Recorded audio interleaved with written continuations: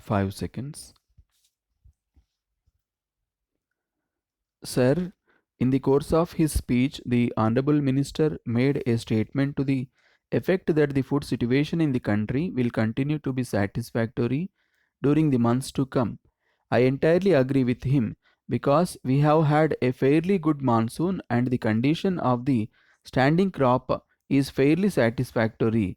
Even the two or three states which had to go through a period of drought are now faring better, and the position in those states has improved to a great extent. The state governments and the Food Corporation of India are going about the job of building up adequate stocks of food grains without any let or hindrance. All these things point to future for the country in the food front. At the same time, we should not lose sight of the fact that this remarkable success has been possible mainly due to the efforts put in by the agriculturists. Our farmers have always been very enthusiastic about following the improved methods of farming evolved by the various research institutes every now and then. So they deserve to receive continued encouragement at the hands of the government in the years to come. But there are some factors which tend to dampen the enthusiasm of the farmers, and these have to be removed in the interests of the country. One of those factors is the arising of disputes between states in the matter of sharing river waters between themselves. Of course, we have a law which empowers the government to refer such interstate river water disputes to a tribunal. But till such time the tribunal goes into the whole question and comes out with its award, the farmers of the states which are parties to the dispute have to remain in a state of anxiety. Such a state of affairs will not be conducive to the development of agricultural production in those states. So, it will be better if such disputes are settled amicably by having discussions. The Government of India also can help in bringing about such settlements by using their good offices to the extent possible.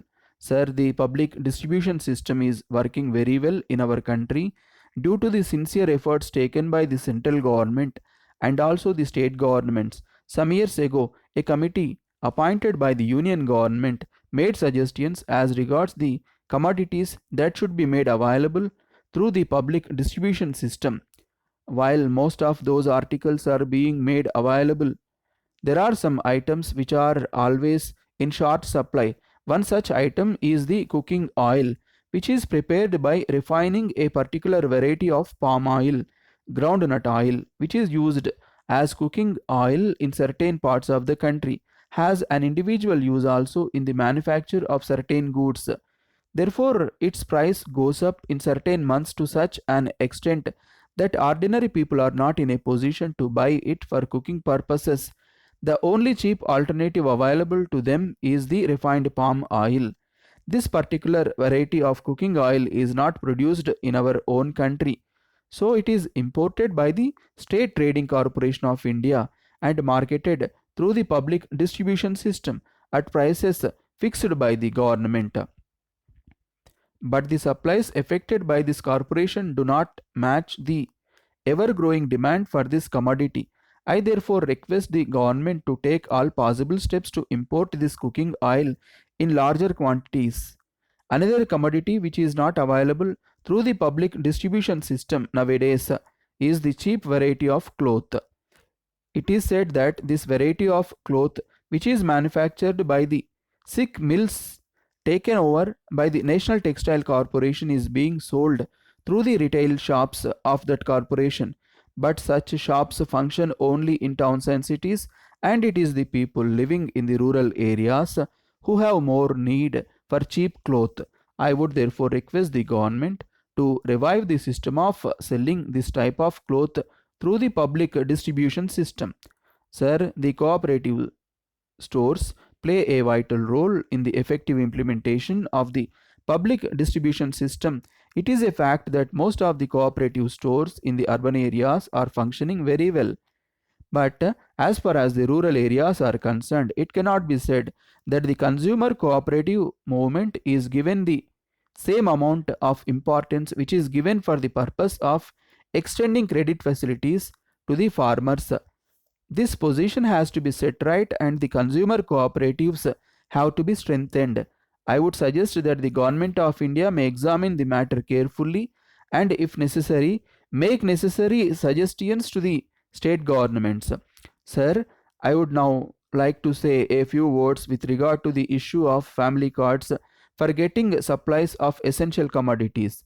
In the present system, family cards are issued once in 4 or 5 years after making an enumeration of the families in a particular area. Of course, this enumeration is done very carefully by responsible officials. Still, some mistakes do happen during the course of the enumeration work.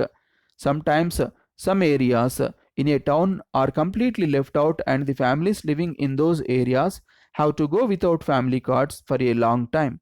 To prevent such omissions, I would suggest that the list prepared by each enumeration official should be checked by the supervisory official by doing door to door verification and also checked again with reference to the electoral roll relating to that area. Even after the issue of the family cards, surprise checks should be made by superior officials to trace out bogus family cards. In case there is addition of a member in a family after the family card has been issued, the head of that family should be enabled to get the addition noted in the card without any unnecessary delay. Similarly, the procedures for getting new cards in between two enumerations and also for transferring the cards from one place to another should be simplified. If all these things are done, the existing system will get strengthened and will be of more use to the public. With these words, I thank you very much for the opportunity given to me.